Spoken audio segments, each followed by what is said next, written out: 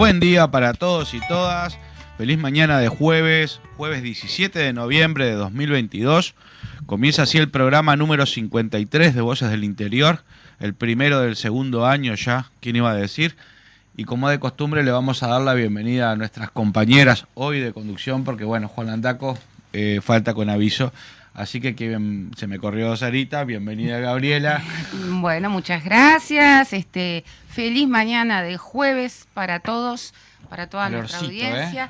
Sí, mucho calor, y imagino que si acá en Montevideo hace calor, lo que debe ser otro pueblo del interior. Más arriba en nuestro interior, se vienen días bravos, así que bueno, tendremos que recurrir a todos nuestros medios para refrescarnos, que estén a la mano, ¿no?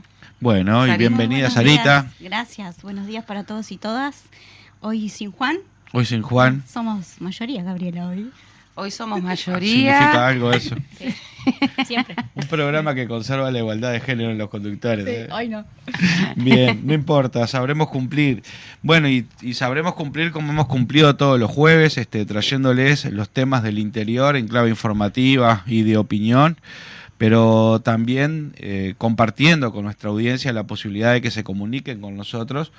Y Gabriela, si le parece, ¿cuáles son las vías de comunicación? ¿Cómo no? Las vías de comunicación tenemos en el Facebook, @Voces del Interior, en Instagram, Voces del Interior UI, y si no, por nuestro WhatsApp al 099 41 1001. Muy bien. ¿Y a usted, Sarita, le gusta la filosofía? Sí, me gusta. ¿Le gusta? ¿Y a usted, Gabriela? También.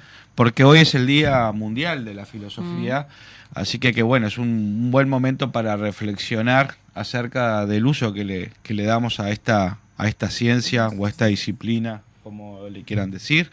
También es el Día Internacional de la Lucha contra el Cáncer de Pulmón. Es el Día Mundial del Niño Prematuro, al cual te vas a estar refiriendo vos, Gaby, ¿no? Sí, exactamente. El Día Internacional de los Estudiantes. Y también el Día Mundial del Cáncer de Páncreas, o sea que hoy un día muy relacionado con lo que tiene que ver con la salud y el cultivo del alma, que es la filosofía. Y también tenemos que el 14 de noviembre fue el Día Mundial de la Diabetes, cosa que te vas a estar refiriendo vos, sí. Sarita. Sí, exacto. Y a propósito de esto también, bueno, como es una de las, diríamos, enfermedades, puede decirse, más conocidas, o una de las que más afecta a la población mundial, también nos vamos a referir a la insulina, y a la insulina no desde el punto de vista tanto, diríamos, del efecto en sí, ¿verdad?, que le hace al paciente, sino de su historia, y también obviamente de lo que tiene que ver con el acceso a la insulina, ¿verdad? Como ustedes saben, al igual que lo que pasa con la mayoría, sino con todos los medicamentos, estos están acaparados por la industria mundial, y bueno, y va generando que de algún modo no sea un bien en donde el enfermo realmente pueda acceder a esa situación de tener un compañero para poder mejorar la calidad de vida, porque obviamente la diabetes no se cura. Pero bueno, también estaremos recorriendo un poco lo que ha sido la semana en materia de asuntos políticos, y esto tiene que ver básicamente con el tema de la reforma de la seguridad social. Recuerdan ustedes lo que fue la marcha de ONASPO inclusive, sí. Y también, bueno, vamos a estar refiriéndonos a lo que fue la decisión del gobierno de dejar ya la cuestión de si lo hacemos o no lo hacemos, y tomó la decisión de hacer Neptuno en Arasatí, sí. Pero bueno, de eso se estará refiriendo en conferencia de prensa, lo que fue ayer, como es el director de OCE, que estuvo allí presente, Edgardo Ortuño, en esta conferencia de prensa. Que lo tuvimos acá también en el programa. Antes de seguir adelante, Sarita, si le parece, vamos a recibir a nuestro invitado. Lo tenemos por ahí a Carlito Fernández, es edil del departamento de Colonia, una persona que ya es habitual en la casa, así que bueno, buen día. ¿Estás por ahí, Carlito? Buen día, Fede, buen día, Gaby, buen día, Sarita, el equipo ahí también, a la audiencia. ¿Todo bien? Muy bien. Bueno, y nosotros, como de costumbre, tratando de conocer las distintas realidades de los departamentos del interior a través de lo que son sus principales protagonistas ahí en la Junta Departamental, que son los ediles y edilas. Y en este caso, siempre recordando a Colonia como un departamento que no para de traernos novedades en cuanto a, bueno, podemos decir irregularidades, podemos decir, ¿cómo podríamos decir? Por ejemplo, que jóvenes blancos pusieron carteles en la Junta Departamental y esto generó que, bueno, allí la Junta tuvo que reparar un poco en este asunto. Sí, bien lo decías vos, Colonia es, como que es el departamento que siempre tiene algo para hablar todos los días. Todos los días surge algo distinto, o sea, la impunidad de lo que tienen tanto los directores y también algunos funcionarios a veces hasta amparados por los mismos o mandados por los mismos para hacer algunas cosas, te llaman la atención. Y obviamente que, bueno, no podemos olvidarnos de algunos otros personajes que lo estaremos nombrando también de pasada en la intervención. Pero sí, las elecciones de los jóvenes, si bien fue algo que fue generalizado en varios departamentos, tratando de conseguir votos por botellas de Fernet y tal vez que por alguna, ¿cómo es que se llama? Algún jornal solidario. Sí. Colonia no escapó a esta realidad, ¿verdad? Uh-huh.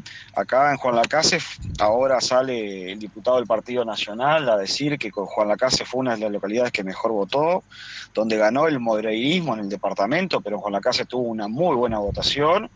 Y nosotros le preguntamos, ¿no? Y también le estamos preguntando al Partido Nacional cómo van a hacer para pagar todo lo que prometieron en Juan Lacase. Porque en definitiva no hay inversión en el departamento, pero en Juan Lacase hay muy poca inversión. Vos salís a Juan Lacase y las calles están destrozadas. Ayer hablábamos un rato con el alcalde y no hay recursos. O sea, no están mandando dinero y no se está priorizando algunas cosas. Uh-huh. Pero en definitiva, esta gente está ofertando...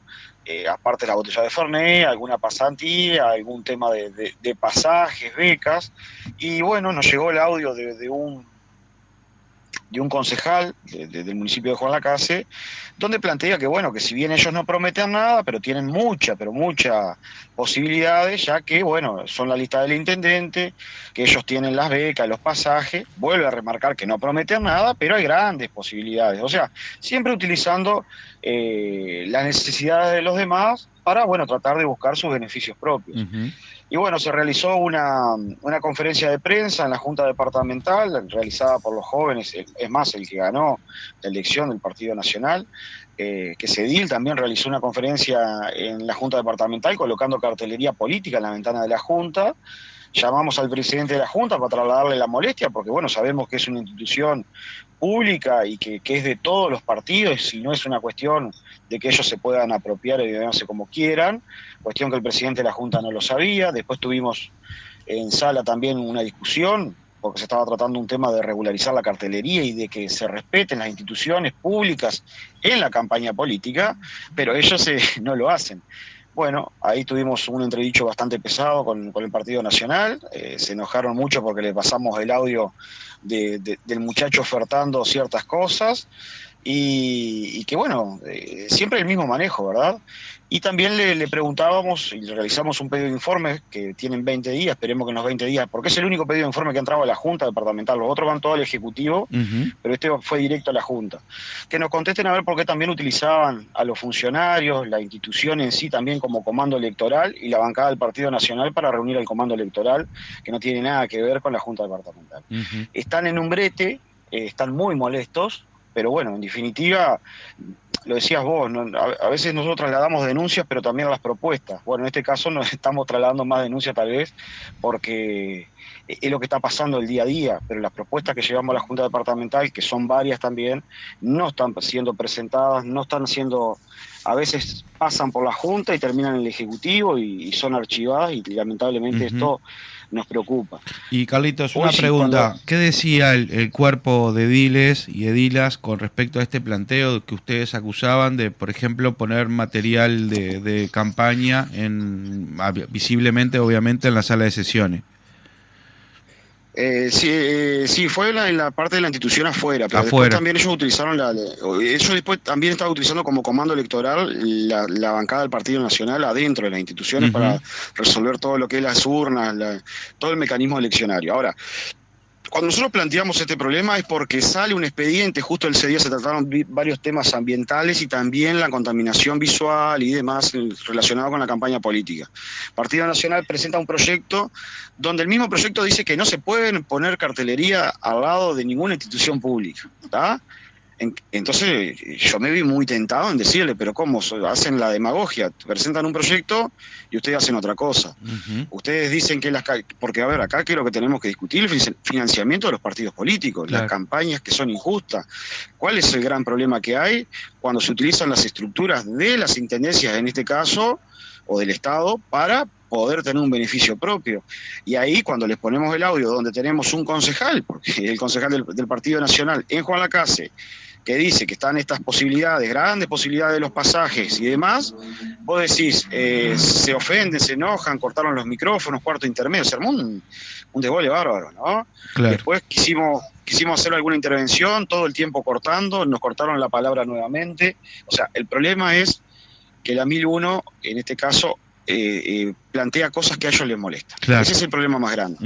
Y ahí, que yo lo quería decir, que va medio enganchado, es que cuando decimos, y lo hicimos mención en sala, no nos podemos olvidar lo que pasó en Florencio Sánchez. A ver, el alcalde, que hoy está procesado por una asociación para delinquir, utilizaba las estructuras de la intendencia, los pasajes, las becas y algunas cosas más, para trasladar credenciales de Soriano a Colonia, y él mismo en una nota de prensa dice: yo utilizo la necesidad de la gente para un beneficio propio, utilizó las estructuras de la intendencia. Entonces vos decís, esto fue en el año 2018, noviembre del 2018, entonces vos decís, con tal impunidad salen a la prensa y lo dicen, y nosotros no logramos captar estas señales de que se están mal utilizando los dineros de los contribuyentes. Yo lo he intentado dejar claro en todo el mundo, en todos los espacios de prensa, y acá creo que lo hemos dicho. Los dineros de los contribuyentes serán blancos, cabildantes, frente amplistas, colorados. Cuando entran a las arcas, ya dejan de distinguir coleros políticos. No te lo cuidan porque vos sos blanco al dinero. No, te lo están malgastando también. Entonces, hay una preocupación enorme en este sentido, porque Colonia, por ejemplo, se utiliza mucho esta política, es mucho del caudillismo, es mucho del te llevo un bloque, te llevo una chapa, te doy una canasta, y ahí te voy llevando con la necesidad de la gente. Claro. Hay una necesidad de empleo, la gente está en una situación, hay gente en situación de calle, hay gente que no tiene para comer, están persiguiendo a la gente que intenta, hoy por hoy, en un arte que es histórico, que es la pesca. Sí. La están corriendo de un lugar al otro porque no quieren que pesque, porque las playas, sí, las playas hay que mantenerlas, hay que tener el turismo, pero el pescador, el Estado no se va a hacer cargo, debe ser la única cadena que no se hace cargo el Estado. En este claro, caso el gobierno departamental. Esta situación inclusive de los pescadores, ayer te escuchaba en la audiencia de la 1001 de Colonia, en el cual te referías que inclusive una de las dificultades que tienen sigue siendo Puerto Platero, porque bueno, esa situación parece que tampoco se ha tomado muy en serio. Y bueno, y allí entonces anda gente dando vuelta tratando de buscar pescar en algún lado, ¿no? Claro, mira, yo ahora de mañana estaba conversando con uno de los pescadores porque ellos vinieron acá a Artillero, sabemos que es una zona de más turismo, de donde vive mucha gente, sabemos que tal vez no es la más conveniente para pescar, ¿está? ¿Por qué? Por todo lo que se genera en el medio de la pesca. Ahora, claro, el tema es dónde lo regularizamos, ¿verdad?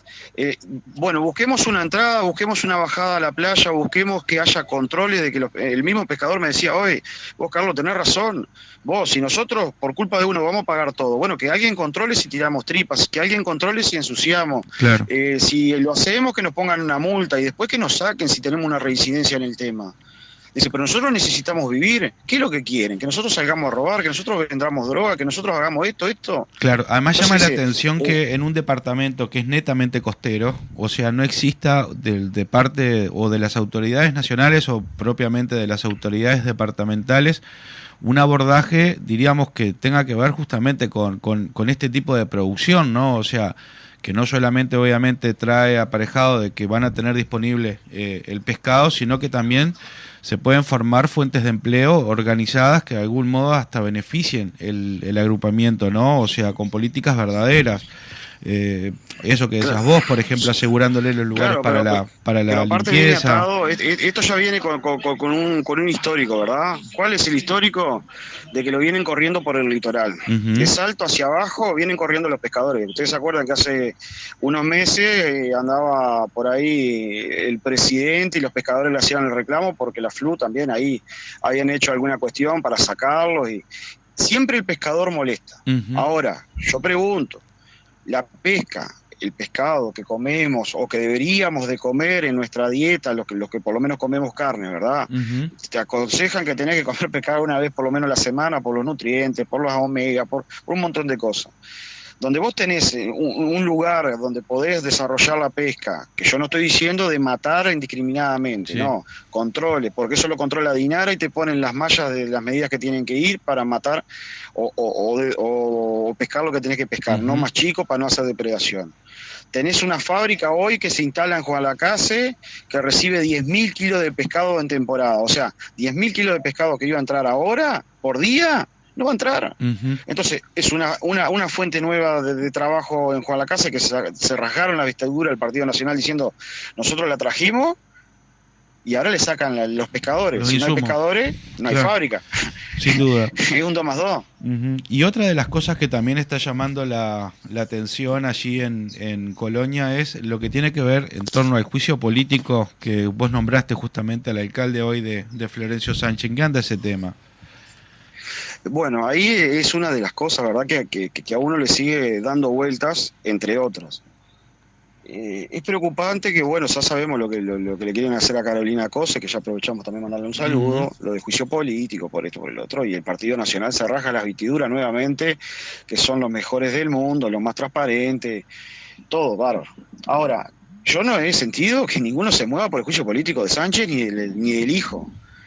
Es más, fue la lista que fue más votada, la de los adherentes de Sánchez, la lista de Sánchez, en Florencio Sánchez, vaya la redundancia, donde tuvo el 73% de los votos fue de Sánchez. O sea, está instalado, y yo no voy a hacer, tampoco vamos a poder estigmatizar a los jóvenes porque lo votan, ¿no? Pero sí tendremos que hacer una cuestión cultural de entender que su líder, en este caso, es el más corrupto del departamento, o uno de los más, porque terminó procesado, utilizando y haciendo favores, utilizando la necesidad de la gente. Hoy esa lista del Partido Nacional tiene una tendencia.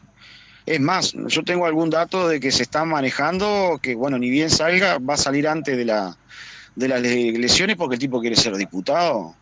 Claro, ¿qué pasa? En la generalidad de todo, en la gran bolsa de los acuerdos, los sublemas, lo necesitan.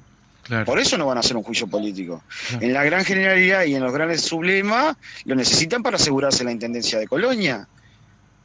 Porque todos los días este trabajo de hormiga, que es muy complejo, de tratar de poner en cuestión y denunciar qué es lo que está pasando, también genera una cuestión para ellos donde han intentado de cambiar alguna cosa. Ayer hablábamos con alguien, nos decía, las contrataciones de los camiones van a ser de otra manera ahora. Las contrataciones de esto va a ser de otra manera. O sea, hay algo que les entró a hacer ruido de que hay problemas. Y bueno, es esto, estamos dejando al desnudo, o por lo menos nos animamos a denunciar qué es lo que pasa. Claro, también están intentando el Partido Nacional, y a veces hasta nuestras internas, porque también a veces hay que decirlo, y nos intentan de poner que somos los que denunciamos, lo único que hacemos es denunciar. Si los que quieren poner el paro en la rueda, propuesta. ¿no? Carlos. Claro, pero hay propuesta. Sí, buen día. ¿Cómo estás, Gabriela? Te habla. Te quería hacer una pregunta, bien, justamente sobre la referencia que acabas de hacer del juicio político al alcalde de Florencio Sánchez. ¿La bancada de ediles del Frente Amplio ha propuesto el juicio político? Sí, nosotros lo propusimos, solo con los votos del Frente Amplio fue que avanzó para pasar al Senado, porque el Partido Nacional decía que no, porque había una comisión investigadora, que no podíamos promover a eso antes de terminar una investigadora. Cuando nosotros lo propusimos igual, fuimos adelante con eso, seguimos, porque también nos pusimos 4 o 5, intentamos de que eso saliera y convencimos al resto de la bancada que nos acompañara en esto porque estábamos convencidos que teníamos razón. Lo que arrojó los informes, por lo menos de la comisión investigadora, hay relatos de lo que yo te decía, por ejemplo, lo de la prensa, donde ya se veía que hacía mucho tiempo estaba pasando esta utilización de los dineros y la discrecionalidad. Comprobamos que también el alcalde había denunciado, por lo mismo que fue preso él, había en actas denunciado al alcalde que lo cubrió en una suplencia y lo denunció él mismo. Ahora, nosotros hacemos la pregunta que el expediente duerme, ¿no? O sea, el pedido de informe duerme. ¿Quién investigó eso? ¿El intendente hizo algo? ¿Hicieron algo? ¿Analizaron? ¿Estudiaron? ¿Hicieron sumario? ¿Alguna cosa? No, nada. el mismo alcalde dice que tendrán que justificar tal cosa y el otro, el que era el suplente, le dice, bueno, pero vos tendrás que justificar a ver cómo sacás dinero y cómo entregás bloques que son muchos más de lo que realmente da. O sea, una cosa, que había una guerra mediática entre los dos, que era público, y nadie nunca la agarró. Entonces, los informes, cualquiera de los dos, creo que hay uno que le pone un poco más de intención en la responsabilidad al Ejecutivo. Los controles también es un problema, pero bueno, nosotros avanzamos, concretamente lo que decías vos, nosotros avanzamos con pedir el juicio político, cuestión que pasó la investigadora, los informes también se mandaron, también son contundentes, pero se sigue a la espera, ¿verdad? Claro. Carlitos, también tengo entendido que está pasando algo allí en el cementerio de Carmelo. ¿Qué novedades tenemos ahí?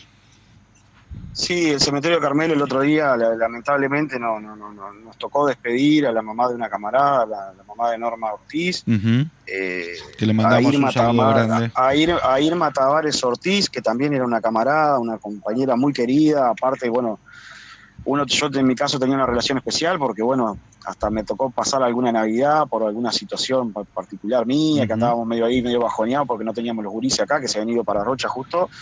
Digo, y compartimos muchos momentos lindos, ¿viste? Y bueno, fue una compañera que falleció, y también en ese momento, en ese día doloroso, hubo que hacer la reducción del papá de Norma, y bueno, se encontró que su nicho estaba todo inundado, de barro, de agua.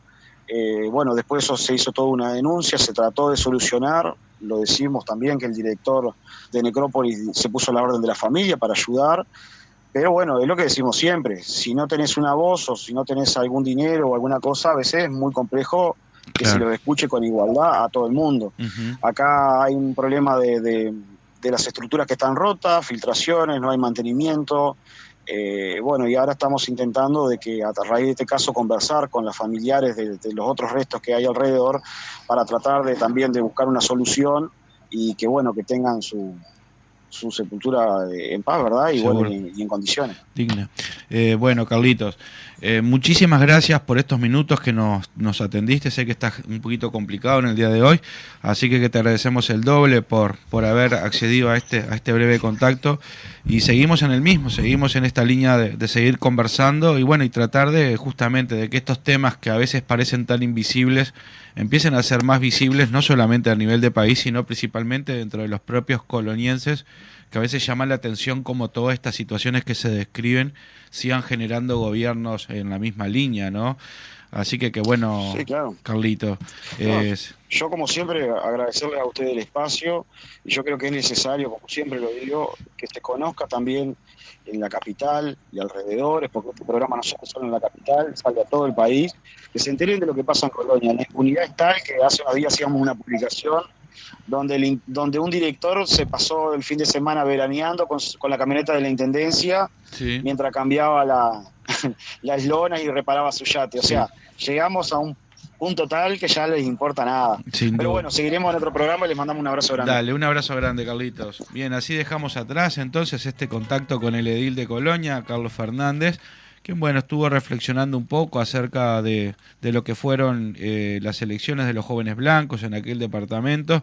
También nos trajo algunas novedades de lo que son las acciones políticas que llevó adelante el hoy apresado o encarcelado alcalde de Florencio Sánchez, valga la redundante, Sánchez. Y bueno, también estuvimos hablando un poquito de la situación del cementerio de Carmelo. Así que después de esto vamos a la pausa. Bien, seguimos adelante con el programa número 53 de Voces del Interior, de este 17 de noviembre de 2022.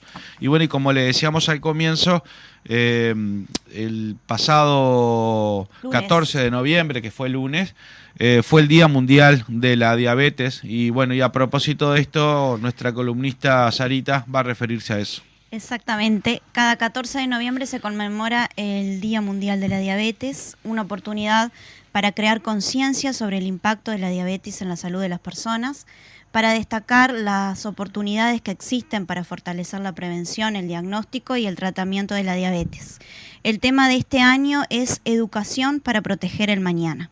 La Organización Panamericana de la Salud hace un llamado a la necesidad de fortalecer el acceso a una educación en diabetes de calidad, tanto para el equipo de salud como para las personas que viven con diabetes, sus cuidadores y la sociedad en general. Este año la Organización Panamericana de la Salud presentará el panorama de la diabetes en las Américas, un nuevo informe técnico que integra datos de varias fuentes sobre indicadores claves para la región, incluida la mortalidad por diabetes, su prevalencia y las respuestas nacionales a esta enfermedad.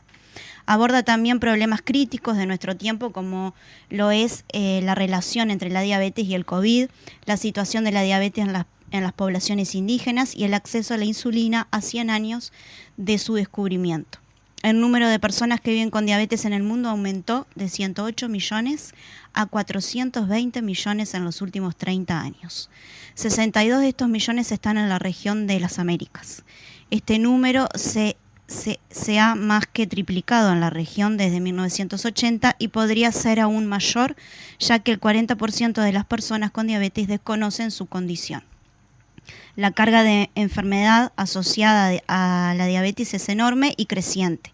En solo 20 años la mortalidad por diabetes aumentó el 70% a nivel mundial. En la región de las Américas es la sexta causa principal de muerte y la séptima de años de vida perdidos prematuramente. En la región, la diabetes, incluyendo la enfermedad renal relacionada a la diabetes, causa al año la pérdida por muerte prematura de más de 8 millones de años de vida. Casi la mitad de las muertes prematuras en las Américas se debe a la diabetes. En solo 20 años, el número de años de vida ajustados por discapacidad debidos a la diabetes aumentó un 88%. Este aumento alcanza a 97% en los hombres. La diabetes está entre los 5 principales factores de riesgo relacionada con la salud para la tuberculosis. La diabetes es la principal causa de ceguera en las personas de 40 a 74 años. La depresión es 2 veces más frecuente en personas con diabetes en aquellas que no la tienen. El estrés y la ansiedad que produce vivir con diabetes repercuten negativamente en la evolución de la enfermedad debido a un autocuidado insuficiente, a la falta de adherencia al tratamiento y a episodios de hipo o hiperglicemia. Las personas que viven con diabetes tienen hasta 3 veces más riesgo de fallecer por enfermedades cardiovasculares, renales o cáncer. Las personas que viven con diabetes tienen el doble de riesgo de desarrollar un cuadro severo y de fallecer por causas de COVID. Mantener los niveles de glucosa en sangre bien controlados disminuye el riesgo de enfermar gravemente o de tener riesgo de vida. Las personas que viven con diabetes enfrentan diferentes barreras para acceder a los cuidados de la salud. El tratamiento para la diabetes y de sus complicaciones puede ser costoso y muchas veces requiere un elevado gasto. La insulina es crucial para mantener la vida de las personas con diabetes tipo 1 y de muchos con diabetes tipo 2. En muchos países, los cuidados para la diabetes no son tan incluidos en la cobertura universal de la salud. Hay brechas entre los servicios de atención primaria de salud y también en el acceso a los otros niveles de atención. Detener el aumento de la diabetes es posible y va de la mano de implementar estrategias, como por ejemplo la prevención de la diabetes y de sus factores de riesgo, especialmente el sobrepeso, la obesidad y actividad física insuficiente, el tamizaje de la diabetes en población general y el seguimiento estrecho de la población de riesgo, mejorar la capacidad diagnóstica de los servicios de salud para la diabetes, el monitoreo continuo de las personas que viven con diabetes, mejorar la capacidad de derivación y de atención en el nivel secundario de atención de salud, el acceso a una educación en diabetes de calidad que garantice una adecuada capacitación del equipo de salud y también de las personas que viven con diabetes, su círculo más cercano, sus cuidadores y la sociedad en general. El acceso a medicamentos y tecnologías esenciales para la diabetes, incluyendo la insulina, los sistemas de información para la recopilación de datos para monitoreo y vigilancia de la diabetes. Con el propósito de disminuir las barreras en los cuidados de la diabetes, la Organización Panamericana de la Salud y la Organización Mundial de la Salud ha desarrollado diferentes recursos. entre ellos el paquete técnico Hertz-D de diagnóstico y manejo de la diabetes tipo 2, el paquete de intervenciones esenciales para las enfermedades no transmisibles en la atención primaria de la salud, el manual para mejorar el manejo integrado de enfermedades crónicas en el primer nivel de servicios de salud, el pasaporte para una vida saludable, el documento técnico de mejores inversiones para la prevención y control de las enfermedades no transmisibles, el Fondo Estratégico de la Organización Panamericana de la Salud, que puede ayudar a los países a aumentar el acceso y disponibilidad de medicamentos esenciales, incluida la insulina y también otros medicamentos y tecnologías. El Pacto Mundial contra la Diabetes tiene como meta apoyar a los países en desarrollo, implementación y evaluación de programas costo efectivos que permitan reducir el riesgo de diabetes y garantizar que todas las personas que lo requieran tengan acceso a cuidados para la diabetes que sean de calidad, equitativos, integrales y accesibles. Muy bien, así entonces empezamos con una pequeña introducción de lo que es la diabetes. En mi caso voy a aportar algunas miradas que tienen que ver con lo que vos hablabas, Sarita, que es la insulina, ¿verdad? Y bueno, decir de que antes de que la insulina, obviamente, que es este componente que es tan fundamental para el diabético, se conociera, la gente se moría, literalmente. No había una forma de que esa persona tuviera una expectativa de vida y directamente se moría. Entraba a un hospital, se le diagnosticaba y punto, y ahí se acababan tus días. Esto obviamente pasaba hace 100 años atrás, porque como tú bien decías, la insulina, la historia de la insulina comienza básicamente hace 100 años atrás, pero no ha sido una historia que de algún modo haya sido lineal como otras, ¿verdad? Que descubro la insulina, ¿verdad? Y entonces, bueno, la insulina, la verdad que ha sido una de las cosas que se le podría abordar desde múltiples puntos de vista. Primero que nada, lo que tiene que ver justamente con el descubrimiento de la insulina. En segundo lugar, lo que tiene que ver con el reconocimiento que hacen los premios Nobel a los descubridores de la insulina. El tercer aspecto que podríamos ver es de la comercialización después de ese descubrimiento por parte de los laboratorios y un compromiso ético y moral de los descubridores de la insulina, y justamente darle a los laboratorios la concesión de esa matrícula, de esa, ¿verdad? ¿Cómo es que se dice de esto cuando lo pongo la patente, ¿verdad? Que se la ceden al laboratorio justamente con el afán de que este producto se pueda democratizar, ¿verdad? Y llegar a todas las personas, y ceden eso por $1, por ejemplo. Y luego lo que tiene que ver con el actual comercio de la insulina, que obviamente es bastante caro en función de la necesidad que este producto tiene. Bueno, la historia más o menos comienza, hay, diríamos, una historia oficial, por decirlo de un modo, que esta historia oficial es la que los Nobel reconocen, ¿no? Cuando le entrega en 1923 el premio Nobel a Banting y a MacLeod. Estos eran unos médicos de la Universidad de Toronto, de Canadá. Ellos fueron los que de algún modo hicieron más visible el trabajo del descubrimiento de la insulina. La insulina, en realidad, como se puede decir desde el punto de vista como es lingüístico, por decirlo de un modo, deriva de una palabra como es griega, y básicamente el producto que se extrae del páncreas en el principio fueron de animales, de vacunos y eso, forma como un islote, y entonces por eso lo de insulina, ¿verdad? Insular, ¿verdad? Bueno, lo que sí descubrieron los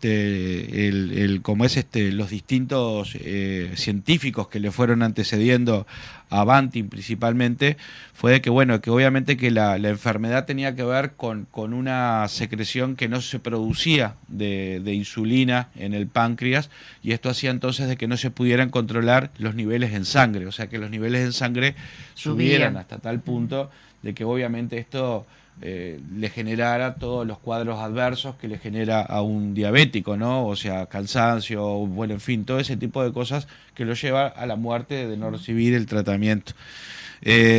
A partir de estas definiciones, entonces, se empezó a descubrir entonces de que ese compuesto que se extraía del páncreas de los animales lograba, como quien dice, aislar lo que era la insulina, pero esta insulina que se aislaba en esos primeros estudios tenía el problema de que, obviamente, que además de la insulina venía contaminada por otras proteínas y otras cosas, lo que hacía que cuando te la aplicaran, si bien se veían algunos resultados de la baja del nivel de sangre, produciera, contraindicaciones, produciera grandísimos abscesos en el lugar donde la persona era inyectada, ¿verdad? O donde recibía ese tratamiento. Y por lo cual, entonces, en definitiva, ese pasaba a ser el segundo gran problema del descubrimiento de la insulina. O sea, se sabía, en definitiva, ya de que a partir de la extracción de cómo es del páncreas, ¿verdad? De ese fluido, de esa sustancia del páncreas del animal, bueno, el tema fue que siguió avanzando, ¿verdad? Los estudios siguieron avanzando y no fue hasta 1922 en donde, bueno, se probó por primera vez este medicamento en humanos. Antes se hacían perros, ¿verdad? Se hacían distintas condiciones de laboratorio y se probaban en perros.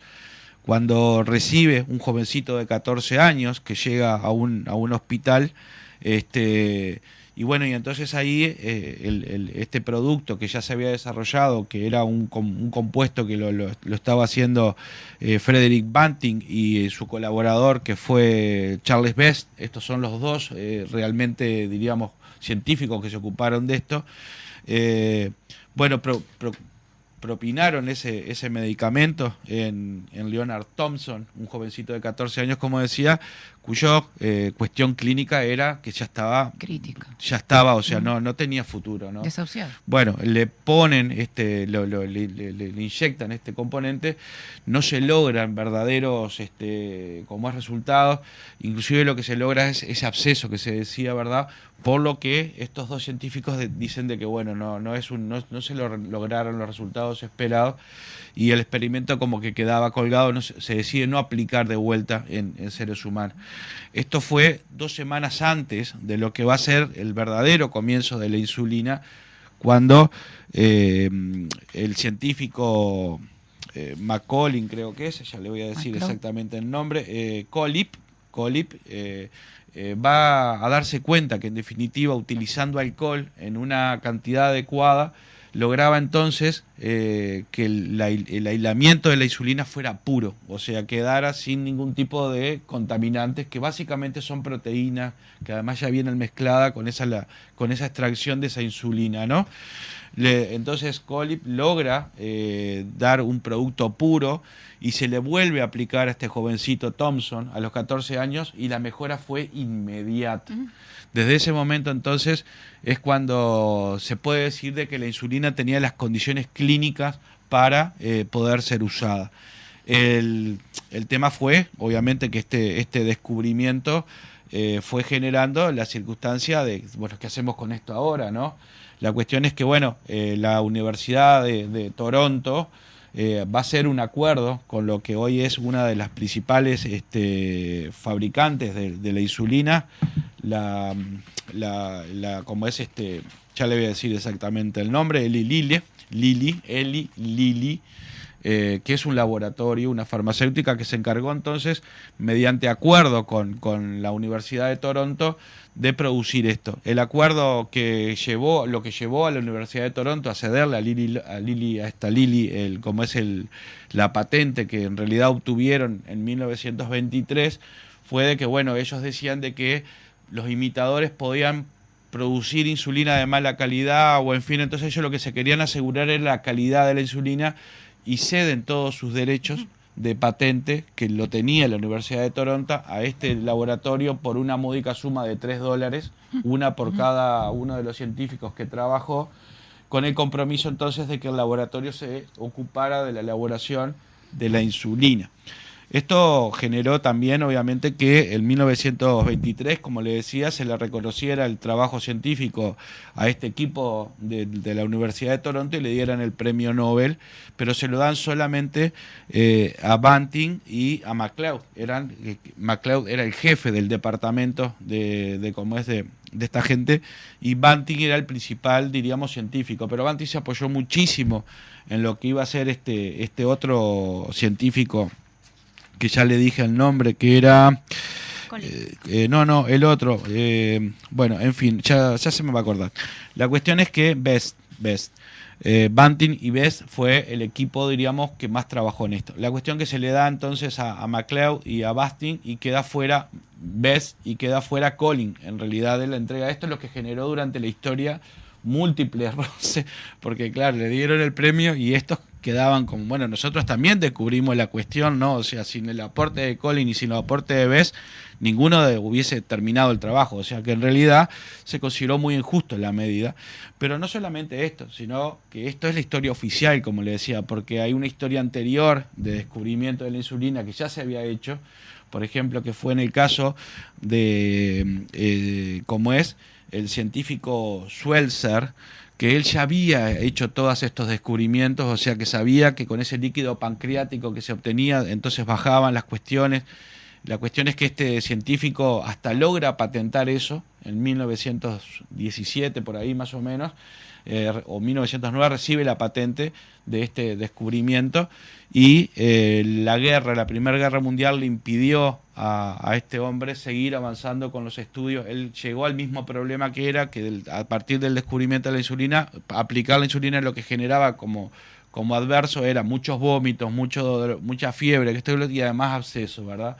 Hasta ahí pudo llegar Schweitzer, pero no fue Schweitzer en realidad el que terminó con o sea, el que salió a decir de que él también necesitaba ser considerado como Nobel, porque en realidad el que lo había descubierto todo este procedimiento era él, sino que también salió el rumano Paulescu, porque ya en 1921 él ya tenía todo completo lo que era la cuestión de la insulina, o sea, ya todo... ¿Cuánta gente implicada en esta él ya historia? había descubierto todo, ¿no? Era rumano, pero lo que pasa que este señor Paulescu no era muy amigo de la democracia y era muy antisemita, tuvo que ver mucho con la política del Holocausto en Rumania, y bueno, por muchas razones como que esa historia le oscureció todo el trabajo científico que el tipo realmente había desarrollado y mucho antes. Ya en 1921, cuando estos señores, Banting y el otro, como es Best, empezaron a trabajar en sus estudios, el tipo ya estaba publicando los resultados, cosa que estos se hicieron la vista gorda y dijeron acá no pasa nada y siguieron para adelante. Bueno, la cuestión es entonces que en definitiva esto es el cimiento de lo que es el descubrimiento de la insulina y bueno, y empieza entonces la etapa del lucro, ¿no? O sea, se pasa a ese laboratorio Lilly. El laboratorio Lilly lo que hace en definitiva es avanzar en cuanto al mejoramiento de la insulina, en cuanto la vuelve absolutamente, diríamos, logra en condiciones seguras obviamente el producto, pero para poder hacerlo a gran escala, ¿no? Esto seguía siendo todavía insulina de extracción animal. Fue hasta 1978 cuando en realidad se descubre la insulina humana, ¿verdad? En donde el producto entonces ya pasa a ser, claro, era como mal visto el producto, no daba como cierta cosa, como de un animal. Bueno, de este punto de vista entonces ya en 1978 la insulina se vuelve un producto humano y a partir de ahí empieza todo el negocio enorme de los laboratorios. ¿Qué dice el Informe Nacional Mundial de la Salud? Para que vean ustedes que esto fue una cosa que no nació así tan derecho, ¿no? Que involucró egos, que involucró traiciones, que involucró el uso siempre desmedido del deseo de ganar dinero de los laboratorios. Pero lo que dice el informe de la Organización Mundial de la Salud, justamente el informe que se elaboró el año pasado, cuando se conmemoraban los 100 años del descubrimiento de la insulina, es de que dice que los científicos que descubrieron la insulina hace 100 años se negaron a beneficiarse de su descubrimiento y vendieron la patente por $1. Esto lo decía el director general de la OMS. Desafortunadamente, ese gesto de solidaridad ha sido superado por un negocio multimillonario que ha creado grandes brechas de acceso. Y ahí está el problema, porque 1 de cada 2 pacientes puede acceder a la insulina, para que más o menos se hagan una idea. Y no solamente eso, ustedes no sé si recuerdan ese tweet que anduvo ese problema que tuvo Twitter últimamente cuando justamente con eso de la verificación por $8, cualquiera podía hacerse pasar por quién. Y bueno, esto trajo aparejado a grandísimas firmas del mundo un problema bárbaro. Dentro de ello, a una de las fabricantes de insulina, quien en ese tweet falso de un usuario que haciéndose pasar por ese laboratorio puso que la insulina era gratis, iba a salir gratis. Bueno, la cuestión es que obviamente esto le generó grandísimos problemas económicos a esa firma, pero también salió un senador demócrata estadounidense a recordarle a este laboratorio de que la patente de la insulina se la habían vendido por $1 justamente con la esperanza de que todo el mundo que necesitara ese producto lo pudiera tener, y no se explicaba cómo este producto ahora ya cotizaba 1.200% más, lo que lleva a un precio realmente carísimo de cuando la producción es de $10 más o menos de una dosis de insulina. O sea, el lucro que hoy está trayendo la insulina para estos laboratorios es infinito. Y no solamente eso, sino o lo que ya conocemos en torno a lo que es nuestro mundo capitalista, ¿no? El 90% de la producción de insulina en el mundo está acaparada por 3 laboratorios. O sea, lo que hace imposible que muchas veces esos productos se puedan elaborar en países que tienen bajos ingresos. Entonces, la distribución o sea, más o menos para que se hagan una idea usted, el 40% como es de los ingresos de venta de insulina pertenecen por fuera de lo que es Estados Unidos. O sea, que ustedes imagínense que cuánta gente no accede a la insulina, y esto queda reflejado justamente en esta cifra, ¿no? O sea, lo que dice entonces en definitiva este informe, y con esto queremos redondear, porque en realidad lo que queríamos traer es la discusión eterna, ¿no? Como nos pasó con las vacunas del COVID. O sea, hasta qué punto la humanidad realmente es libre de sí misma cuando en su forma de organizarse acepta que haya empresas como las farmacéuticas que en el nombre de la producción acaparan y se llenan de ganancias enormes. Con la salud de las y lo que personas. termina pasando es que el que no pueda pagar eso, ¿verdad? Como es se muere. Bueno, esto pasó y pasa porque hay muchos estados en el mundo pobres que no pueden tener políticas de salud pública que le permitan acceder a la insulina a toda esa gente, por lo que se vuelve realmente una tragedia. O sea, una de las consecuencias principales es que imagínese que si usted gana 40.000 pesos ahorita y tiene que gastar $1.000 de insulina, ¿cuánto le queda para vivir usted? O si elige morirse o morirse de hambre, o no sé. El tema es que sigue estando en definitiva este problema planteado sobre la mesa que nunca reflexionamos, o lo hacemos, y si lo hacemos es porque creemos que ya no se puede cambiar y que este status quo en definitiva que instalan las farmacéuticas es incambiable. Lo cierto es que con esa filosofía de incambiable seguimos aceptando en definitiva que 2 o 3 grandes poderes mundiales sigan gobernando el beneficio a la salud que tienen las personas.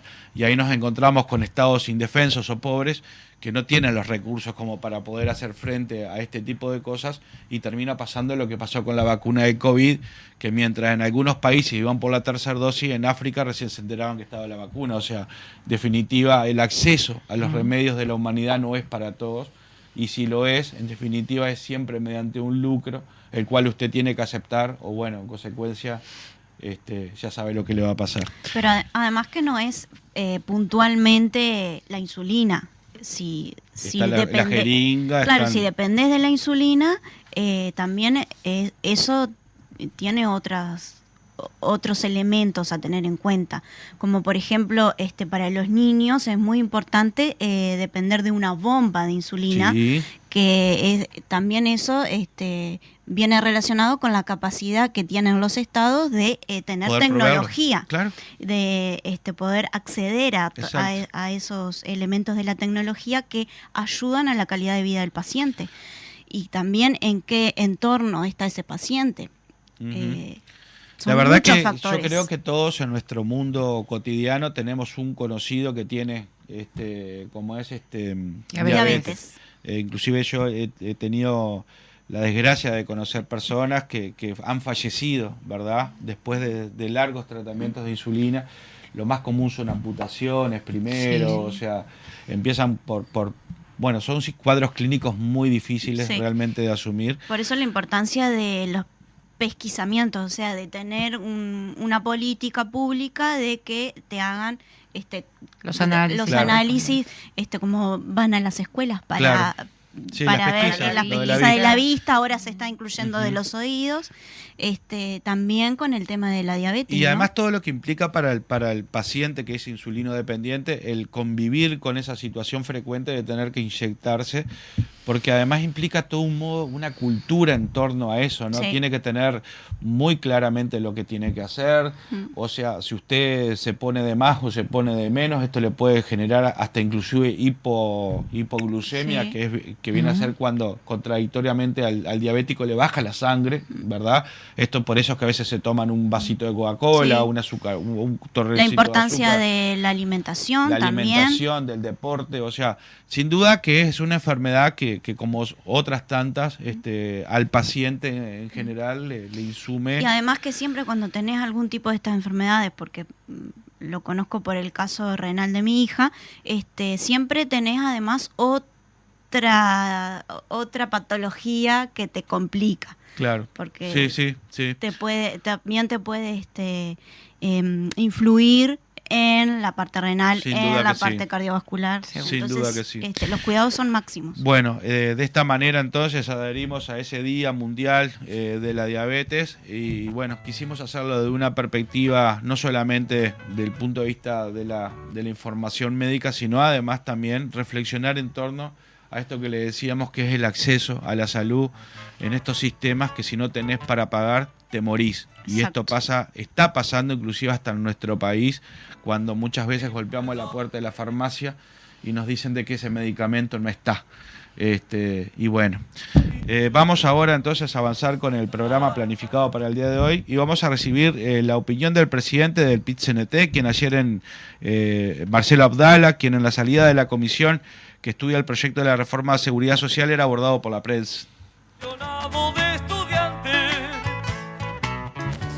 Bueno, desde nuestra perspectiva han quedado demostrado dos cosas. La primera, que otra reforma es posible en tanto sea con diálogo social, en tanto sea integral y en tanto no eluda la necesidad de ver una financiación equitativa para sostener los derechos de la gente. Eso en primer lugar. Y en segundo lugar, con respecto al proyecto de reforma jubilatoria del Poder Ejecutivo, ha quedado sólidamente establecido en el Parlamento y no ha sido refutado esto por ningún representante del Poder Ejecutivo, que en cualquiera de las franjas salariales actuales, el proyecto del Poder Ejecutivo establece básicamente trabajar más para cobrar menos en cualquiera de las franjas salariales, lo cual implica naturalmente un deterioro importante, digamos, de los niveles de ingreso de la población trabajadora. ¿Qué evolución tuvieron en la comisión? Bueno, creo que causaron mucha conmoción las cifras, los datos que presentó el PIT-CNT. Ustedes recordarán que ayer dijimos que desafiamos al Poder Ejecutivo a que sostenga con fundamentos rigurosos, técnicos y sólidos, qué valoración hace de los planteos del PIT-CNT que hasta ahora no han sido refutados. Esto confirma de alguna manera lo que ustedes anunciaban ayer con respecto a la reforma, es decir, que no hay muchas alternativas tal cual está planteada la cosa ahora.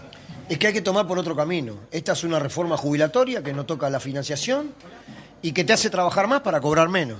No es negocio para la gran mayoría de la población, por eso, digamos, si uno mira, los jubilados están en desacuerdo, los trabajadores también, bueno, todo el movimiento cooperativo, los distintos movimientos sociales, las distintas franjas de trabajadores que no están en el BPS, sino que están en otras cajas, hasta los sectores empleadores están en desacuerdo, probablemente por motivos distintos, pero no tiene legitimidad. En el primer día de debate vinieron representantes del Poder Ejecutivo y este tema de que se va a trabajar más y se va a cobrar menos estuvo sobre la mesa y el ministro lo negó rotundamente, dijo que no es así, incluso llegó a decir que era un discurso marketinero. ¿Por qué el gobierno insiste y dice lo contrario?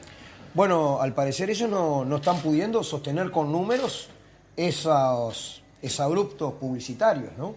Pero acá no es una cuestión de dichos o de publicidad, acá es la cuestión que hacemos los cálculos y en todas las hipótesis de franja salarial terminás trabajando más y cobrando menos. Bueno, que se lo digan a la gente, ¿eh? Incluso Mieres llegó a decir que era falso un informe o algo que hacía referencia al señor Ruiz, donde justamente decía eso mismo. Nos basamos en los propios datos de los ámbitos, digamos, que hacen el análisis cuantitativo del Banco de Previsión Social. Abdala, ¿qué consultaban? ¿Preguntaron algo en específico? ¿Cómo vio los legisladores del oficialismo? Bueno, hubo no solamente preguntas, sino un debate bien importante, porque esto hace a razones de fondo, digamos, al final de qué sociedad queremos, ¿no? Para nosotros, la seguridad social hace a los mecanismos de protección social de lo que el mercado no resuelve. Bueno, entonces hay que cambiar la financiación, tiene que aportar más el que tiene más, hay que mejorar derechos, y además no está bueno, como plantea el Poder Ejecutivo, decirle a la gente que se tiene que jubilar 5 años después para terminar cobrando menos que lo que cobraría ahora, ¿no? ¿Qué pasa con las otras cajas? ¿Se planteó la situación de las otras cajas? ¿Cómo va a ser la reforma? ¿Qué imagen se llevan de esto? Bueno, de parte nuestra, en el concepto de integralidad no implica solamente, digamos, abordar todos los temas, sino también generar las condiciones de promover equidad en el tratamiento de las cuestiones de la seguridad social. Es notorio que hay un privilegio bien grande, por ejemplo, en las formas en que se jubilan los militares. Desde nuestra perspectiva hay que ir a una convergencia donde la seguridad social sea integral para toda la población, pero eso no se puede resolver entre gallos y medias noches. Hay que darse el tiempo, efectivamente, de que se dé el diálogo que estamos reclamando nosotros. ¿Puede avanzar en un plebiscito? Nosotros hemos dicho, con mucha seriedad, ahora estamos tratando de que el Parlamento no cometa el error de aprobar una cuestión que va en contra de la gran mayoría de la población. Estamos en eso, ¿no? Nunca el movimiento sindical descarta ninguna forma de la acción. Abdala, ¿el PIT-CNT dio alguna idea o propuesta o iniciativa que luego pueda dar lugar a algún tipo de modificación en algún tema? Bueno, nosotros hablamos en general, digamos, ¿no? Y si reclamamos diálogo social integral para esto es que estamos apostando a que efectivamente el Parlamento lo habilite y el sistema político lo habilite, ¿no? ¿Y han tenido alguna señal? Porque el planteo ya de diálogo social se había hecho en una conferencia de prensa en el PIT-CNT. Por ahora no. Por ahora no, hay que seguir hablando con la población para que sepa el carácter de esta reforma, ¿no? En próximos días la Comisión va a comenzar a trabajar en régimen de subcomisiones, donde nuevamente las delegaciones van a ser recibidas 20 minutos, algo parecido a lo que pasó con la ley de urgente consideración. ¿Hay cuestionamientos al respecto? Y nosotros vamos a tratar de no solamente dialogar aquí en el Parlamento, sino dialogar a lo largo y a lo ancho del país con toda la población. Porque, repito, es central que la gente sepa cuál es el tipo de reforma que se quiere estar aprobando, ¿no? Bien, dejamos entonces atrás este informe, esta conferencia que daba Marcelo Abdala a la salida de la comisión que estudia justamente el proyecto de la reforma de la seguridad social, y de esta manera vamos a nuestra segunda pausa. Bien, volvemos entonces con el tercer bloque de Voces del Interior y queremos saludar a Artín, nuestro fiel escucha que está allí en el Taller Nacional de Propaganda, también a nuestro conductor Juan Landaco, que hoy está de baja, pero bueno. Pero también queremos saludar a Juan Carlos Vecino, quien amablemente nos ha invitado a participar de su programa Conexión Latinoamericana, que sale por Claridad FM 90.9 de Colonia del Sacramento. Así que bueno, por ahí estaremos conversando un ratito hoy entonces con Juan Carlos Vecino, o que obviamente le agradecemos ese espacio que se nos da para justamente hablar un poco de lo que fue nuestro primer año, ¿no?, de Voces del Interior. Así que bueno, muy agradecidos, y culminamos a todos a seguirnos en la tarde en como es en Conexión Latinoamericana. Llegó su columna, Gabriela. Exactamente, porque el día de hoy, 17 de noviembre, se celebra el Día Mundial del Niño Prematuro. Esto se viene haciendo desde el año 2009 a impulso de la Fundación Europea para el Cuidado de Prematuros y organizaciones europeas vinculadas. Cada año nacen aproximadamente 15 millones de niños prematuros en el mundo, de los cuales más de 1 millón muere antes de cumplir los 5 años. Es más, desde el año 2015 se ha establecido que los nacimientos prematuros son la principal causa de muerte infantil del mundo y, en muchos casos, aquellos bebés que logran sobrevivir pueden desarrollar patologías como retraso cognitivo, pérdida de visión o audición y hasta parálisis cerebral. Claro está, no todos los niños prematuros tienen estas desventajas y en líneas generales se tratará de niños completamente sanos si se les cuida desde temprano y se les ayuda a terminar de desarrollarse. Todo niño que nazca antes de la semana 37 de gestación ya se considera prematuro. Un embarazo a término llega hasta las 40 semanas y el riesgo de dar a luz existe desde la semana 28. Hay 3 tipos de bebés prematuros. El moderado tardío es el bebé prematuro con menos probabilidad de morir o sufrir patologías graves. Se considera que casi está dentro del periodo de nacimiento, ya que nace entre la semana 32 y 37 de la gestación. Al nacer, quizás solo necesite un tiempo en la incubadora para terminar de respirar de forma adecuada. Está el bebé muy prematuro, que nace entre la semana 28 y 32.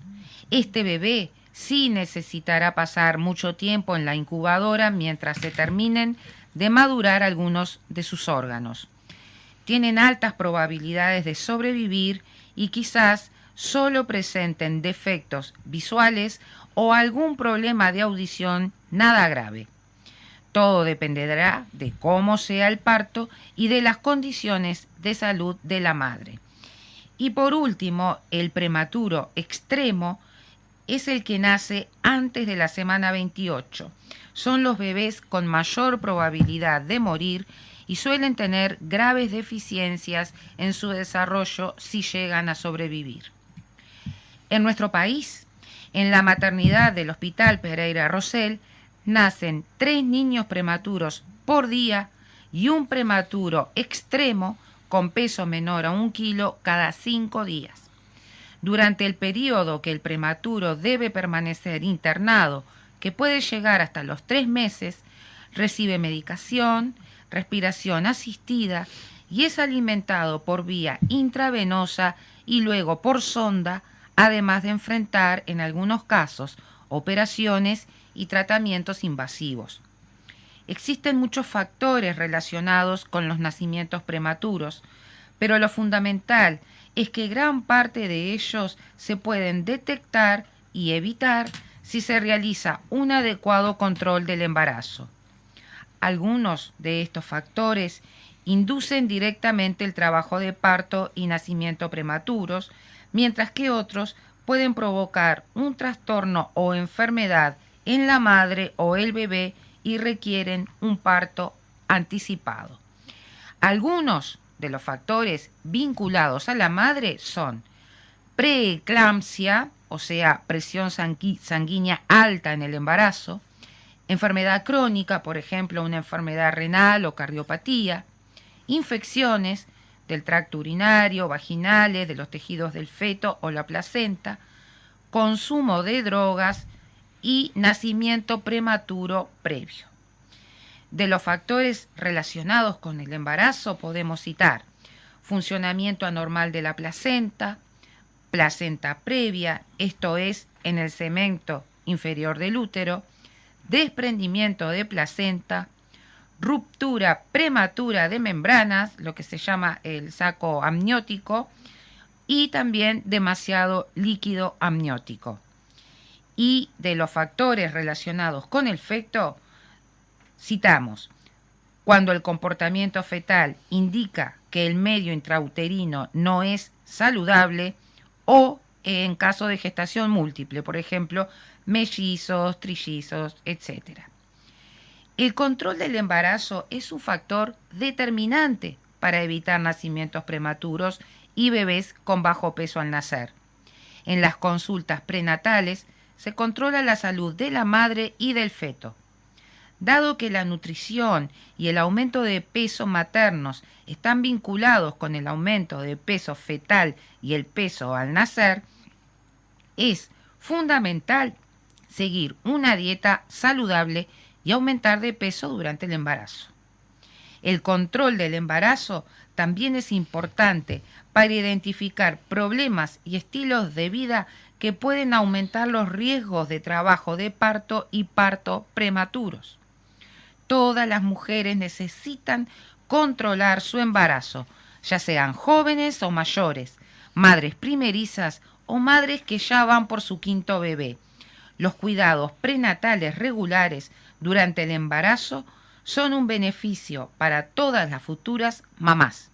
Las mujeres que controlan su embarazo tienen bebés más sanos y menos probabilidades de tener un parto prematuro.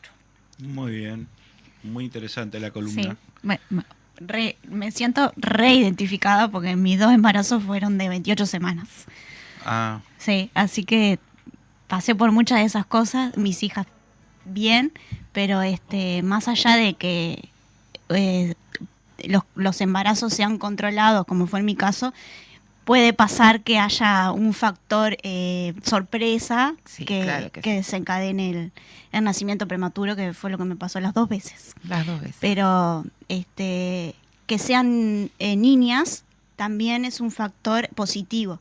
Son mucho más fuertes, lo digo por la experiencia y de lo que me ha pasado, lo que me decían los médicos, los neonatólogos, que las niñas son más fuertes en el momento de nacer prematuros. Y bueno, el cuidado de la salud neonatología es muy avanzada y muy buena en nuestro país. Los cuidados de la incubadora y todo lo que se necesita en nuestro país, eso es muy favorable también. Muy bien. Muy bien, buenísimo. Entonces, vamos a seguir adelante y dejamos atrás la columna de Gabriela para pasar al informe de Carlos García de Maldonado. Fin de semana esperanzado. Buenos días, compañeras, compañeros, audiencia en general de Voces del Interior. Desde Maldonado, Carlos García con el informe semanal y comentarles, como es de orden, bueno, lo que fue la jornada de este martes 15 pasado con la convocatoria de la Central de Trabajadores, el PIT-CNT, que convocó a un paro general, parcial, de 9 a 13 horas, con la consigna contra el modelo de la desigualdad y el proyecto de reforma jubilatoria, y convocó para Montevideo, bueno, con movilización y oratoria a las 10 de la mañana frente al Palacio Legislativo. Como decíamos, esto fue en la capital de nuestro país, en Montevideo, pero el resto del país, el interior, no estuvo ausente, y Maldonado también movilizó, concentró en el BPS, en la explanada del BPS, aquí en Maldonado, con una destacada concurrencia de trabajadoras, de trabajadores de todos los sectores, de jubilados también. Lindo reencuentro para todos nosotros en este momento que obliga a que la clase trabajadora marque presencia con lucha y movilización en las calles ante una situación tan nefasta como es este proyecto de ley. Hay que decir, nuestro compañero Ramón Ruiz lo ha explicado en infinidad de oportunidades, cada vez que ha tenido la oportunidad de salir en algún medio, y en estos últimos tiempos con mucha continuidad, que incluso este último proyecto de ley es peor que el primer borrador presentado, ya que profundiza aún más en cada uno de los puntos nefastos para lo que va a ser esta ley si es que se transforma en la misma. Yo quisiera, si bien es una ley muy amplia que va a dar para discutir y mucho, quisiera contemplar 3 puntos de los que se ha hablado, pero intentar darle otra mirada, ¿no? Y uno de los puntos es el poder excesivo que esta ley le otorga, valga la redundancia, al Poder Ejecutivo, en 51 artículos que incluye, y esto hace un poco a lo que Ramón explicaba en algún momento, el compañero Hugo Báez también, el representante del PIT-CNT, en aquella comisión especial de expertos que se conformó, mandatado por la Ley de Urgente Consideración, y hacían referencia al modelo de directorio de nuestro BPS, que es ejemplo en el mundo, ¿verdad? Donde están representados los trabajadores, los jubilados, los empresarios, con amplitud, con democracia, para discutir temas tan relevantes como lo que toca e involucra a este directorio. Y este poder excesivo, como decíamos, que le da este proyecto de ley al Poder Ejecutivo, lo que hace, una de las cosas que hace es justamente eso, ¿no? Deteriorar ese sistema tan amplio y tan democrático que tiene el directorio del BPS, tomando resoluciones tan radicales y tan fuera de cualquier lógica, porque si hay algo que este gobierno de coalición se ha llenado la boca es diciendo una y otra vez lo beneficioso y lo justo que va a ser esta ley a la hora de jubilarnos. Y para dar un ejemplo, el Poder Ejecutivo, de aprobarse esta ley, va a tener la potestad de aumentar la edad jubilatoria mínima requerida. En el borrador se establecen los 65 años de edad, pero en base a las perspectivas de vida de aumentar la misma, como decíamos, por resolución el Poder Ejecutivo va a poder, si quiere, aumentar la edad, sin importar cuál sea el gobierno de turno, ¿verdad? Es un instrumento peligroso, nefasto, que se deja para adelante. Eso me lleva, hace unos días atrás, a haber escuchado en una entrevista al ministro Pablo Mieres, ministro de Trabajo, que nos da un claro ejemplo de lo que es la visión ideológica con base tradicionalista de este gobierno de coalición. Cuando decía, por ejemplo, que a los mayores de 50 años hoy la ley no los va a afectar en nada y que incluso tiene un solo cambio que en definitiva es un derecho que adquiere el jubilado o el trabajador a la hora de jubilarse. Y ese derecho era que después de jubilarse podía volver al mercado, y lo establecía como un derecho. Podía volver al mercado laboral siendo jubilado, volviendo a trabajar y volviendo a aportar a la caja. Establecer esto como un derecho nos deja a las claras cuál es la visión de este gobierno con respecto a lo que es la reforma de la seguridad social, y que, dicho sea de paso, de reforma de seguridad social no tiene absolutamente nada. Esto quedó más que demostrado. Lo que se busca es reformar el pago de jubilaciones y pensiones. En la ley no aparece un solo artículo que deje a las claras nuevos sistemas de financiamiento, no se tocan los privilegios.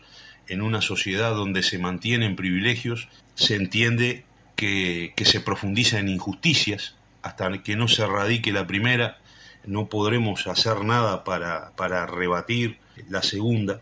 Y esto es un poco eso, es la visión del ministro de Trabajo, que en definitiva traduce la visión del gobierno que él representa.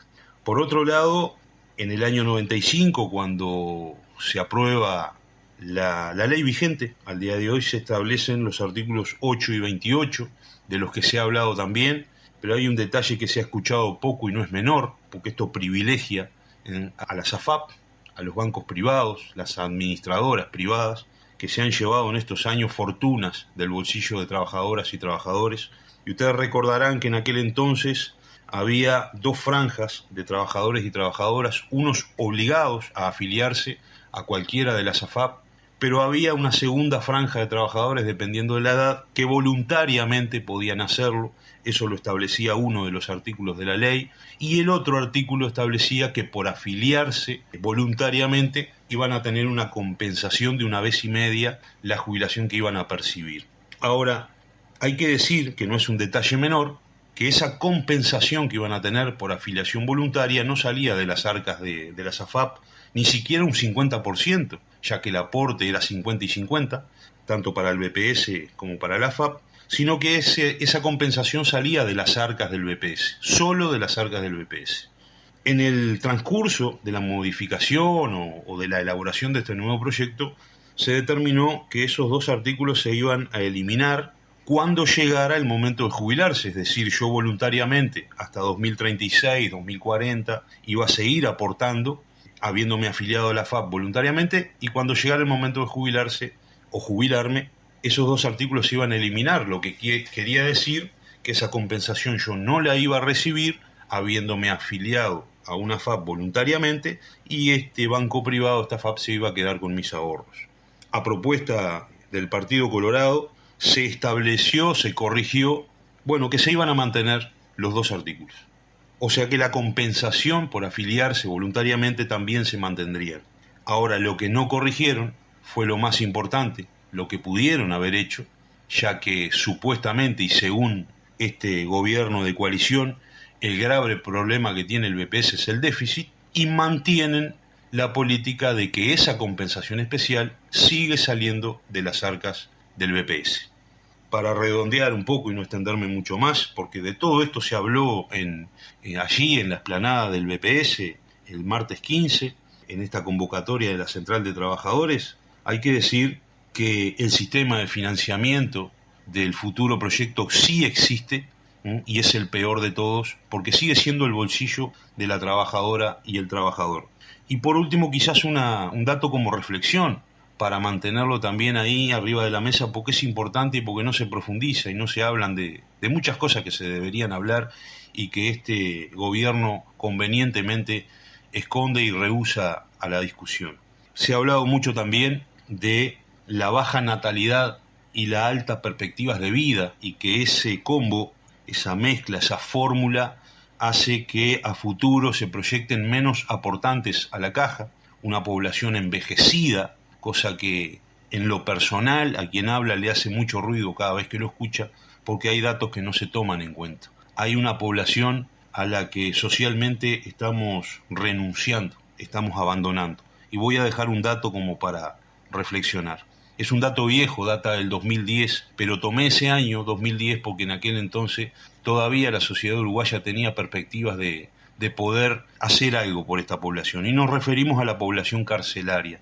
Las Rosas es una de las cárceles de estado crítico hoy a nivel nacional, y lo doloroso del dato, que la población carcelaria a nivel nacional asciende a un 35% en la franja etaria entre 18 a 25 años y a un 34,5% en la franja etaria de 26 a 35 años. Quizás la baja natalidad y las perspectivas de vidas sean un dato muy relativo, porque esta población no se toma en cuenta a la hora de hablar de trabajo y aportes al BPS para la seguridad social. Les pido disculpas si me extendí mucho, un abrazo fraterno como siempre y será hasta la semana que viene. Bien, entonces así conocíamos el informe de Carlos García de Maldonado, bueno, justamente reflexionando un poco de lo que había sido justamente la movilización ahí en Maldonado, pero también acerca de lo que, bueno, esta reforma, ¿verdad?, de la seguridad social, que no es una reforma de la seguridad social, es una reforma jubilatoria en realidad. En realidad es una reforma de las jubilaciones y pensiones. Sí, señora. O sea, aquello de la seguridad social como la política, diríamos, completa no es, ¿verdad? No. Estamos hablando... Y de la reforma de las jubilaciones, de algunas jubilaciones, ¿no? Porque no estamos hablando de la caja militar, capaz sí, por ahí. Y además todo lo que implica, ¿no? Implica cambios inmediatos en nuestras situaciones, desde los que nacimos del 70 para adelante. Sí, señora. Al otro día que se apruebe la reforma, todos estamos obligados a estar en un régimen de AFAP. Además, que antes usted lo elegía, exactamente, si estaba o no antes estaba, era ¿no? opcional. Faculta al Poder Ejecutivo hacer todo tipo de cambios y sí, es como un superpoder que se le da, ¿verdad? Y también crea una comisión que también la va a decidir el Poder Ejecutivo de turno, que va a fiscalizar y a generar nuevos parámetros en todo lo que tiene que ver con las jubilaciones y pensiones. Además, lo que dicen también, ¿verdad?, que eso de que el gobierno todavía no ha sabido explicar, porque de lo que está ahí mostrado, lo que queda claro es de que vas a tener que trabajar más años, y eso de que la jubilación va a aumentar es mentira. No. O sea, en realidad lo que ha demostrado el PIT-CNT y los distintos actores involucrados es que justamente vas a ganar menos, vas a trabajar más y vas a ganar menos. Y además no diferencian los distintos sectores de trabajo que existen, porque no es lo mismo trabajar hasta los 70 años como en la construcción, como tal vez en un trabajo de oficina. Claro.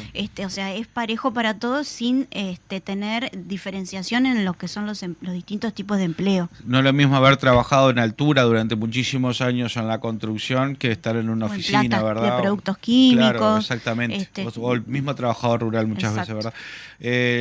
Lo que es cierto también me parece que a veces la generación esta, que es la que empieza, como decís vos, los que tenemos 40 y pico de años, capaz que en este mundo de la sobreinformación y en este mundo de la vulgaridad, justamente lo que no se quiera es que vos pienses en tu futuro, ¿verdad?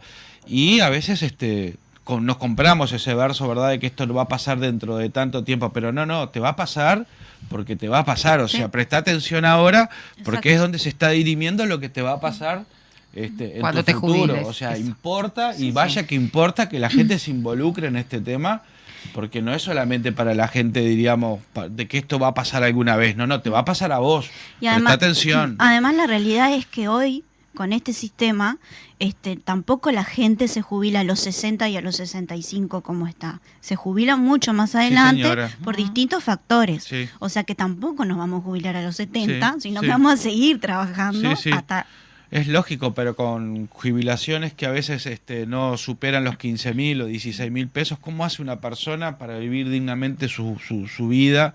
Si en realidad la mayoría de las jubilaciones son muy bajas, jubilaciones y pensiones, eso Sí, es lo que y otro- denunciaba NASPU, Sí, ¿verdad? también que otro factor son las pensiones por viudez, Ujú. que no se estarían dando, con esta reforma no se estarían dando para siempre, sino solo por 3 años. Por 3 años. Preste atención, vecino, vecina, no crea que todo lo que le dice el movimiento popular a través de sus manifestaciones, movilizaciones, es para poner palos en la rueda, sino justamente para advertirnos de que la calidad de vida que hemos logrado está en juego, y que las reglas de juego, justamente que el presidente de la República decía que no le iba a cambiar al trabajador activo, se la está cambiando, como todo esto que hace el gobierno, ¿no? Sin ningún tipo de problemas. Bueno, seguimos adelante y vamos al informe de Leonardo Besonar de Colonia. Buenos días, Leonardo Besonar desde Colonia en un nuevo informe para Voces del Interior.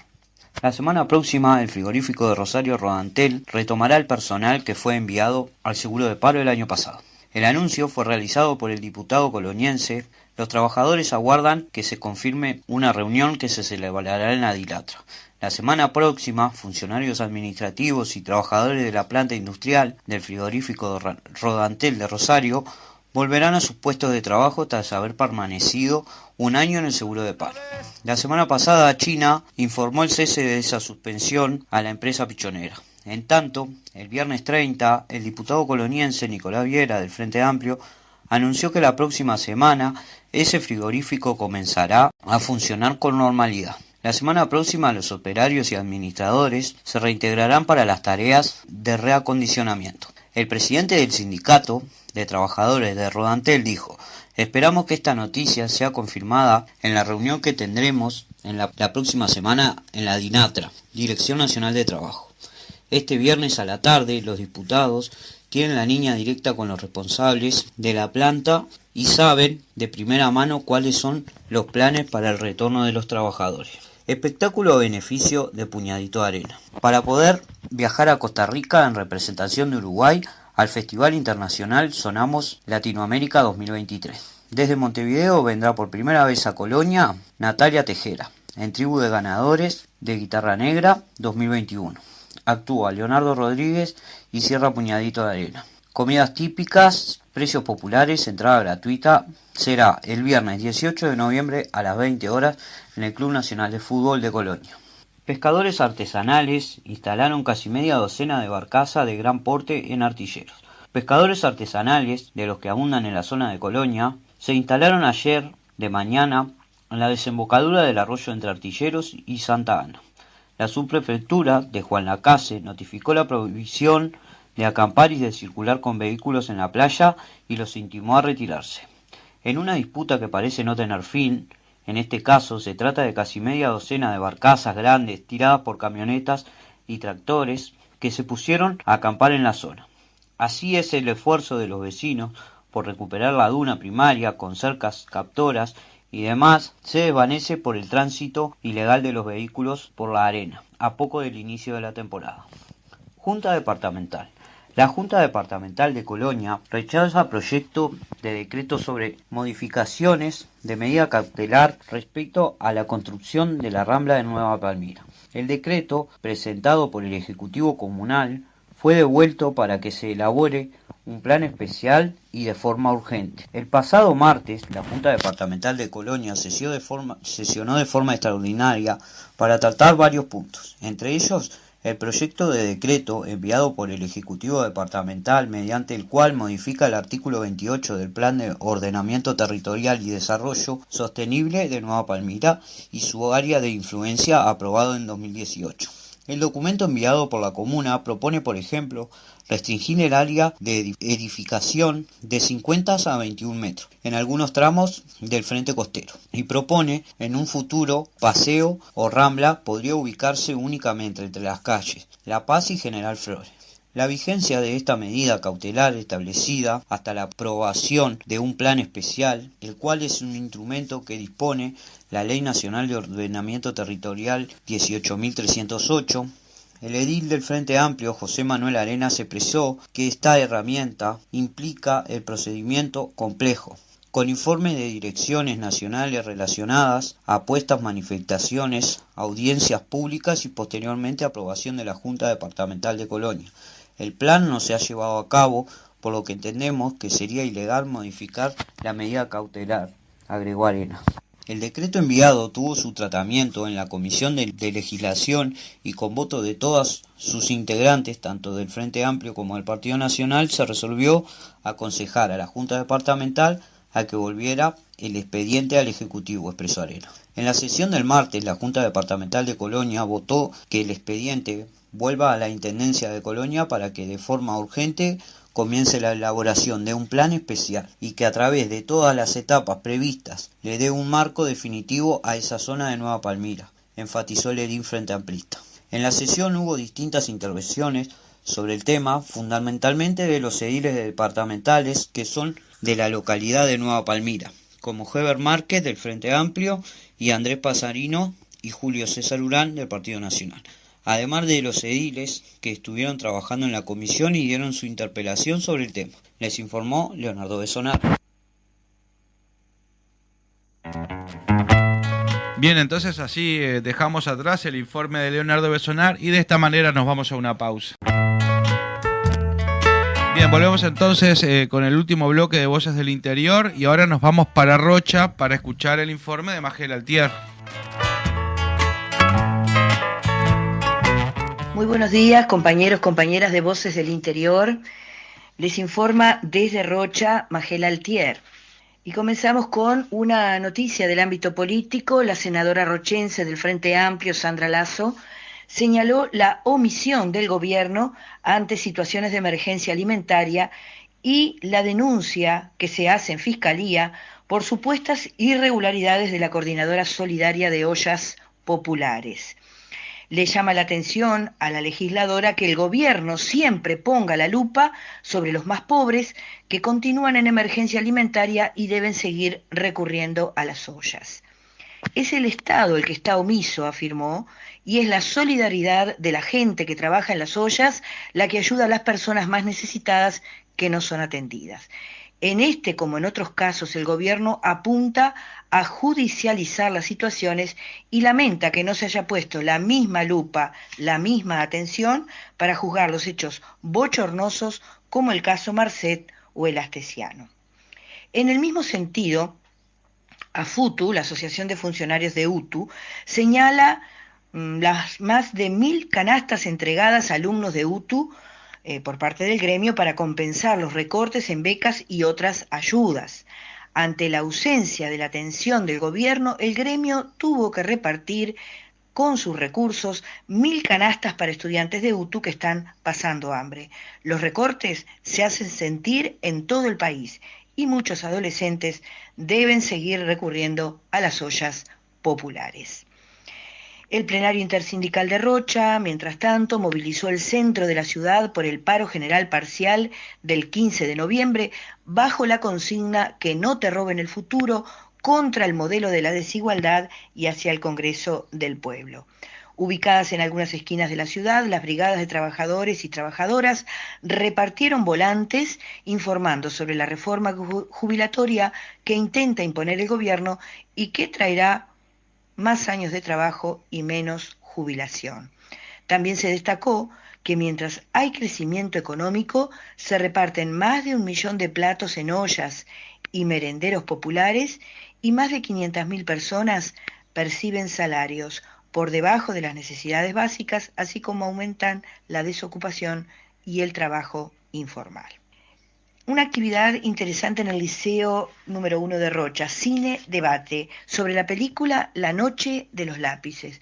Se va a realizar, como decía, en el Liceo número 1 de Rocha el próximo 22 de noviembre y es organizada esta actividad por el gremio de participación estudiantil con el apoyo de docentes de historia invitados para esta actividad. La colectiva feminista de Rocha está organizando actividades hacia el 25 de noviembre e invita a la participación de todas las organizaciones sociales, artístico-culturales y políticas del departamento a sumarse con actividades, con pronunciamientos hacia el 25 de noviembre, Día de Acción contra la Violencia Basada en Género.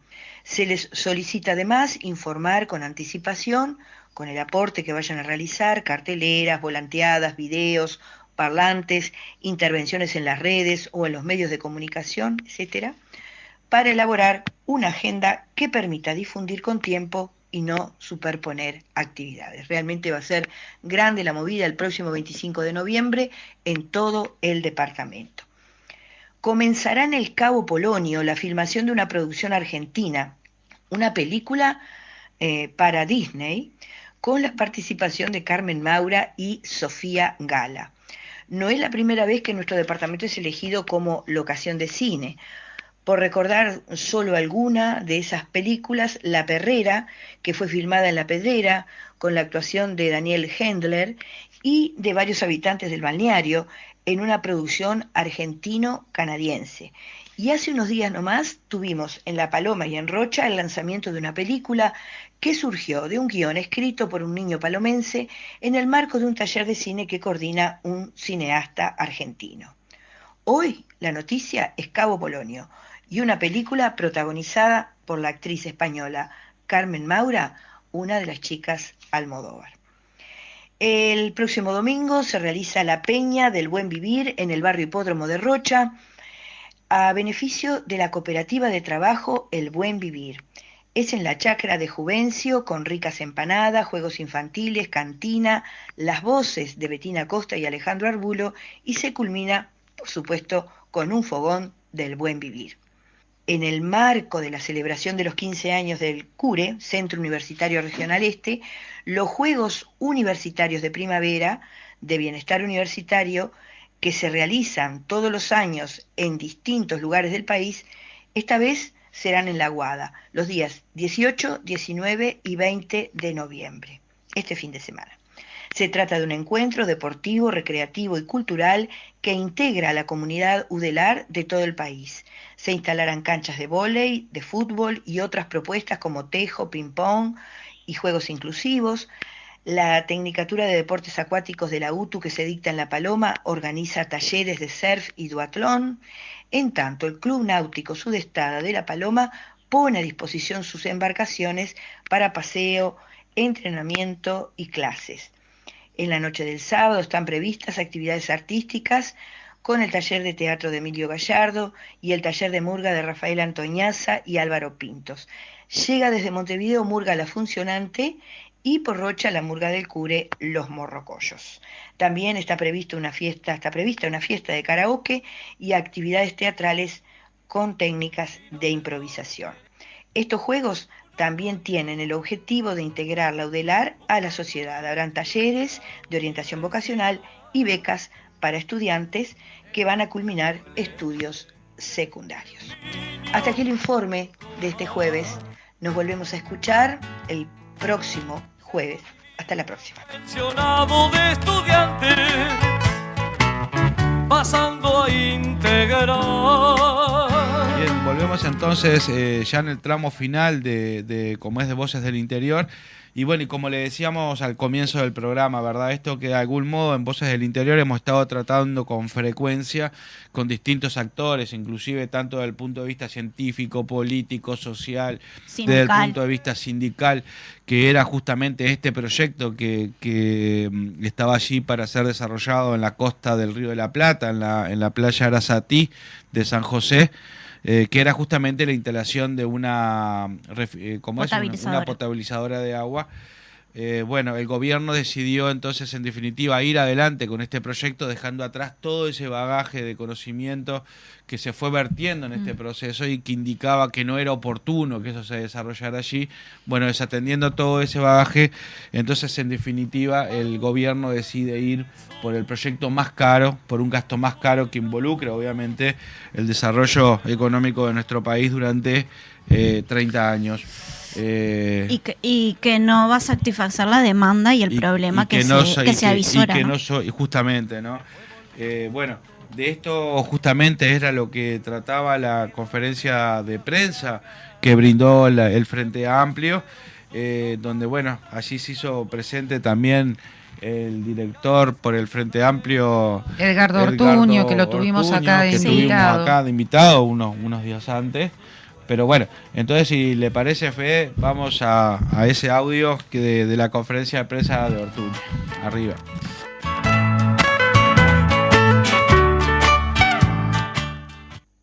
Lo primero que queremos compartir con ustedes es una crítica fuerte y rechazo a la forma de resolución del directorio de OCE y del gobierno de un tema tan importante que por su naturaleza, hablamos de un recurso fundamental para la vida como el agua potable, debe ser desde nuestra concepción objeto de grandes niveles de participación, diálogo, acuerdos, no solo a nivel político sino a nivel social, y fundamentalmente deben tener un fuerte sustento técnico, además de político y social, lo que lamentablemente no ha sido el camino elegido por el gobierno, que en un formato express, a las apuradas, y me animo a decir a los empujones, resolvió esto, dándonos los informes técnicos y los informes económicos que sustentan el camino elegido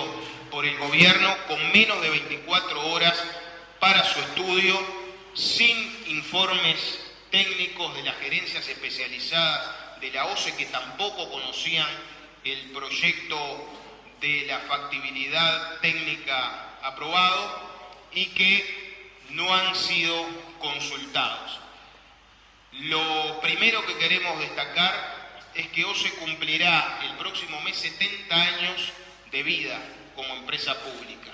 Debido a lo resuelto en el día de ayer por el gobierno, por primera vez la OCE potabilizará el agua para todas y todos en una planta privada que no será de su propiedad, por la cual tendrá que pagar $40 millones al año durante 18 años a un privado para poder hacer su trabajo y potabilizar el agua, con un costo al final de los 20 años del proyecto de más de 740 millones de dólares. 743 millones de dólares para ser exactos, resultado de un pago anual de 39,8 millones para que tengan las cifras exactas del compromiso que resolvió adoptar el gobierno. Es decir, OCE por primera vez está privatizando las instalaciones para la potabilización del agua potable, que gracias a las denuncias y planteos de esta fuerza política y de las organizaciones sociales como el sindicato, mantendrá la operación de la planta, pero a un altísimo costo y sin controlar todo el proceso y lo más importante del proceso de prestación del servicio de agua potable, que por esta decisión del gobierno está siendo privatizada. Insisto, por primera vez en 70 años potabilizaremos el agua en una planta que no será propiedad de nuestra empresa pública y que será propiedad privada. Tan importante era disponer de tiempo para estudiar estos informes que no se nos ha dado, que han seguido apareciendo elementos, como por ejemplo que además de este pago anual, el consorcio y el estudio aprobado está recomendando incorporar un costo para la transferencia de la propiedad culminado el proyecto, es decir que nos enfrentamos además a la eventualidad de que OCE y el Estado uruguayo tengan que pagar luego de absorber este sobrecosto de más de 300 millones de dólares en comparación al camino público que se rechazó y que se descartó. Nos enfrentamos a la eventualidad de tener que pagar para quedarnos con esta planta potabilizadora que construiremos con la inversión de todas y todos los uruguayos.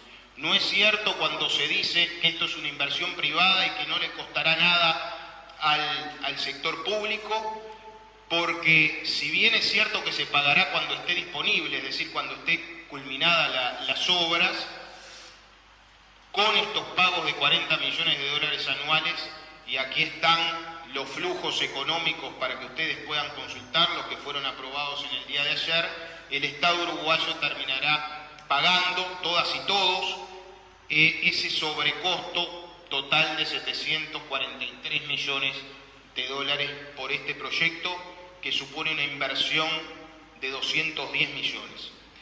En segundo lugar, queremos decir que lamentablemente la solución técnica que aprobó el gobierno supone un proyecto Neptuno recortado, un proyecto que supone una menor capacidad de producción, tendrá Arasatí una planta más chica, que no soluciona el problema de salinidad que tiene el río de la Plata. En el último verano, 86 días de salinidad fuera de norma en niveles no aptos para potabilización, que para que ustedes entiendan hubiera significado, si estuviera construido el Neptuno y la planta de Arasatí, que estuviera parada todo el verano sin producir una gota de agua, y que con este diseño aprobado, si se reiteran los niveles de salinidad que tuvimos este verano de 2022, deberá permanecer parada 60 días sin capacidad de producir agua en la estación del año en la que el país la necesita, que es en la estación del verano, donde consumimos más agua y donde tenemos más bajos los niveles de nuestros ríos y nuestra fuente. Por lo tanto, el proyecto Neptuno no asegura el abastecimiento de agua potable, a pesar de esta inversión millonaria con gestión privada que acaba de resolver el gobierno. Tampoco da respuesta a los problemas ambientales planteados por los científicos, entre otros las concentraciones de cianobacterias, sin lugar a dudas el problema de la salinidad, que a diferencia de lo que afirma el gobierno, es esperable que se reitere y que se consolide como un problema estructural del Río de la Plata. Tenemos aquí informes de la Facultad de Ciencias que justamente plantean y fundamentan que es esperable la ocurrencia de fenómenos y eventos como el que vivimos este año en forma periódica, y también el informe de Facultad de Ingeniería que sostiene que no se puede afirmar lo que afirma el gobierno, de que lo que sucedió este año no volverá a ocurrir en 50 o en 100 años. En tercer lugar, y finalmente, insistimos en criticar, en lamentar que el gobierno decida esta gestión de la potabilización de nuestra agua por parte de nuestra empresa pública, cediendo a privados la propiedad de la planta potabilizadora por primera vez en su historia, que haya descartado la gestión pública por parte de OCE como lo ha hecho durante toda su historia, y no haya ni siquiera presentado los estudios económicos comparativos que prometió, quedando vigentes, por tanto, lo presentado por la empresa, que establece que la gestión por parte de OCE del proyecto es 300 millones de dólares menos costosa, y lamentamos que el gobierno, habiéndosele ofrecido por parte de la fuerza política y en particular por mi persona como director representante del Frente Amplio en el mes de marzo, cuando le solicitamos una reunión para advertirle sobre los problemas del proyecto y evitar una resolución perjudicial para el Estado uruguayo, para la OCE y sobre todo para los ciudadanos y ciudadanas, lamentablemente rechazó el camino del diálogo y de una forma apresurada, con marchas y contramarchas, sin sustento técnico y a los empujones termina resolviendo en menos de 24 horas un proyecto que lamentablemente tendremos que pagar todas y todos a partir de los gobiernos siguientes por los próximos 18 años.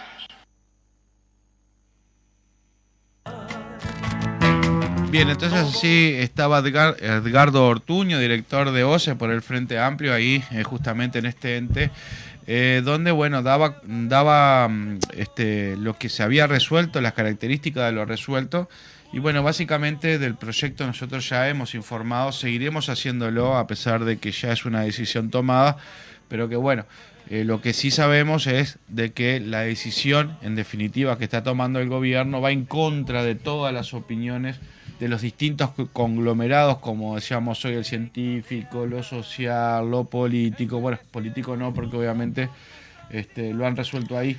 Lo científico, lo ambiental. Sí. En realidad, o no les da bolilla, para decirlo claro, o hace oídos sordos, y realmente es una imposición caprichosa proyecto de parte de este gobierno, que en lugar de favorecernos nos perjudica, claro, desde todo punto de vista, y ya se ha hablado claro en varios programas aquí.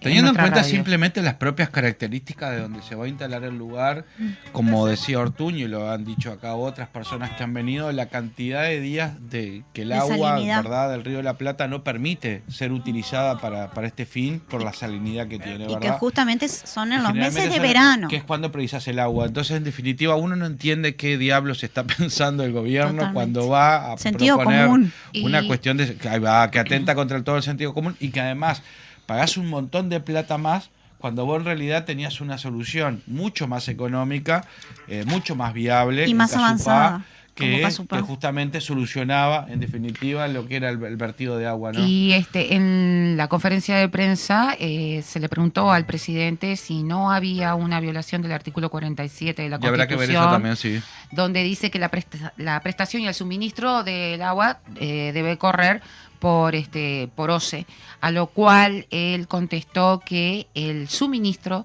seguía siendo de OCE.